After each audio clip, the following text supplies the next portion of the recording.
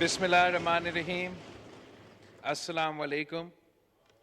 Mr. Speaker, it is an honor and a privilege for me to be addressing this international convention for our Constitution, while we are marking the Golden Jubilee year of the Constitution of the Islamic Republic of Pakistan.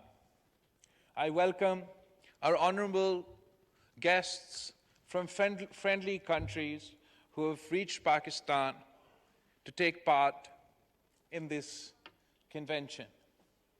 Now, our guests might be wondering that a country that has survived half of its existence under martial law, who's had its constitution violated time and time again, why would we be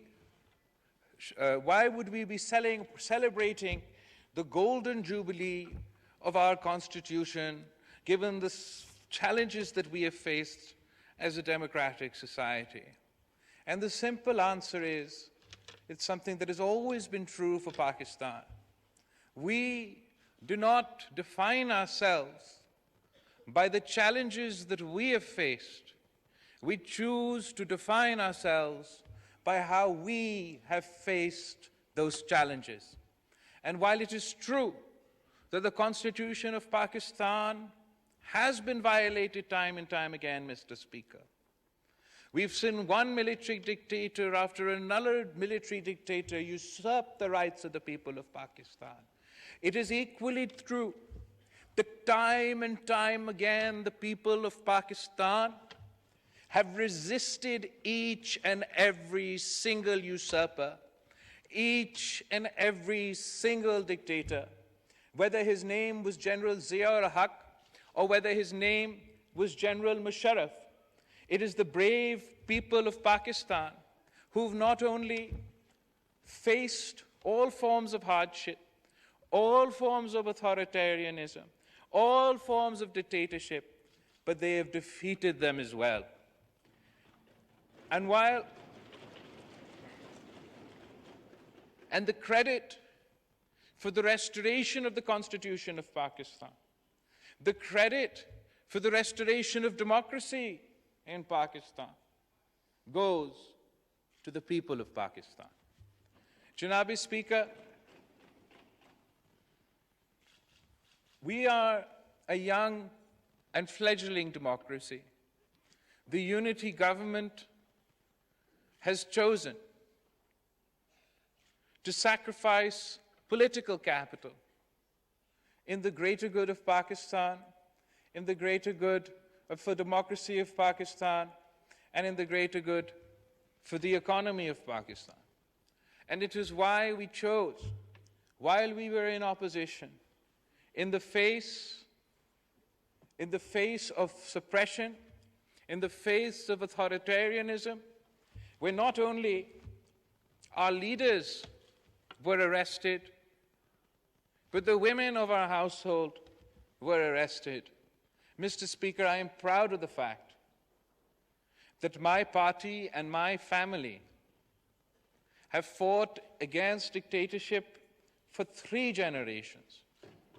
But we have never, Mr. Speaker, we have never taken the law into our own hands. Mr. Speaker, we faced the worst form of suppression. The founding father of our Constitution, Qaid-e-Awam, Shaheed Zulfikar Ali Bhutto, was hanged. But, Mr. Speaker, the members of the Pakistan People's Party set themselves on fire. They did not set Pakistan on fire.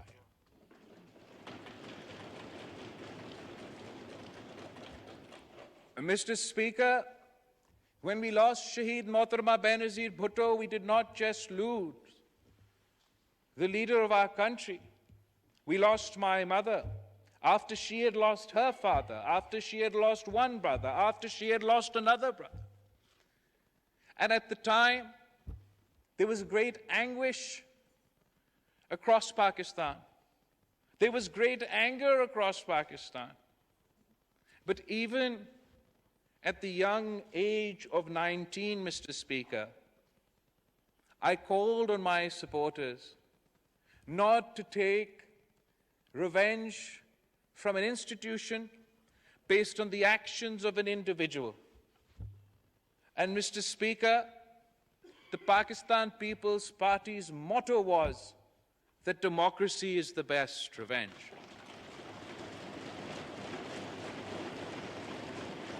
When the supporters of the Pakistan People's Party, particularly in the smaller provinces, were so raw with emotion, so full of anger, that they were demanding, ke khuda na khasta, they were demanding the breakup of Pakistan. There were slogans that we do not want Pakistan. After burying my mother's body, Sadr Asif Zardari said, ke Pakistan khappe. We want Pakistan.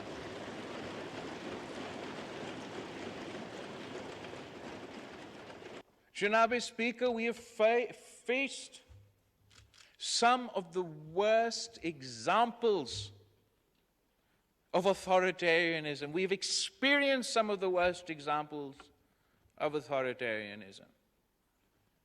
But we have never, ever, ever gone outside the domain of the Constitution of Pakistan. It is indeed a moment of pain for many Pakistanis. It is a moment of pain for every peace-loving, democratic, patriotic Pakistani. What we have seen play out before our eyes over the last couple of days. I want to not only apologize to our guests, but I want to apologize to the people of Pakistan. They do not deserve this. The people of Pakistan who are facing some of the toughest economic challenges that we've experienced in our history, whose real issue, whose real worry is how are they going to get their next meal, have been held hostage by the politics of a few populists, a few anarchists. And while the people of Pakistan have stood up to every dictator, and the people of Pakistan have experienced every military dictator and faced them head on, I have full faith in the people of Pakistan that they will face every fascist head on. They will face any so-called politician who resorts to violence. We are the maker of laws, Mr. Speaker. Whether I like it or not, the laws that are passed by this House are made by the people, by the people's representatives.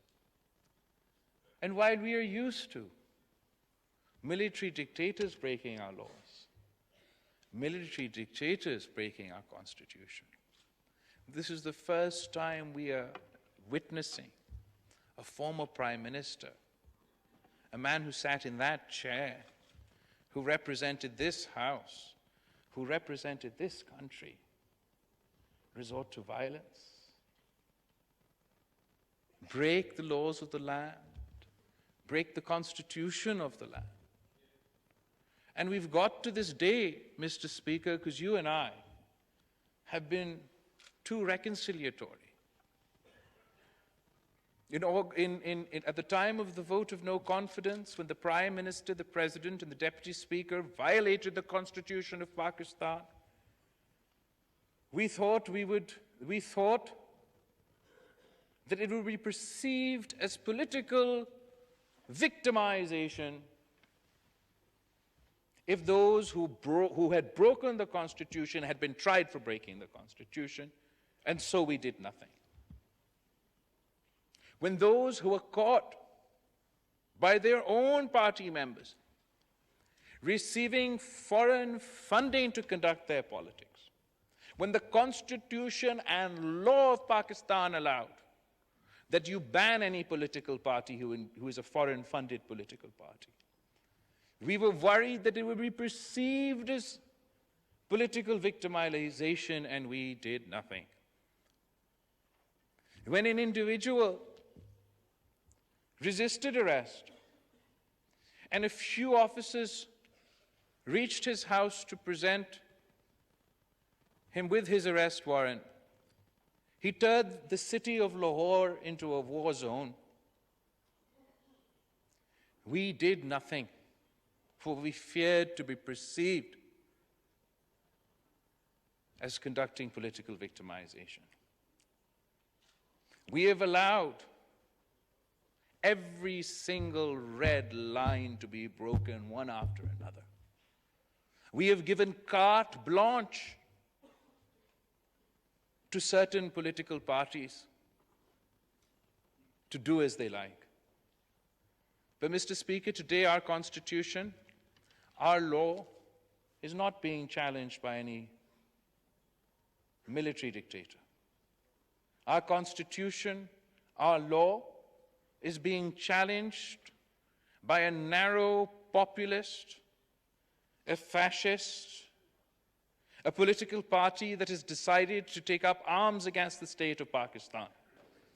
And, Mr. Speaker, I want to guarantee you and our guests standing before us here today that just as the Pakistan People's Party has resisted every single military dictator in our history, we will resist the populists of today. And just as the people of Pakistan have resisted every military dictator in our history, they will resist the populist authoritarian of today.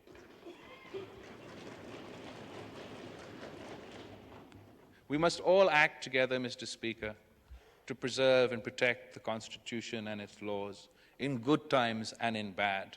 And we have full faith in you, in this House, in our Constitution, and in our people, that we shall overcome. I appreciate you, your office, the chairperson of the International Constitutional Committee, and all our esteemed guests here today. Pakistan Zindabad.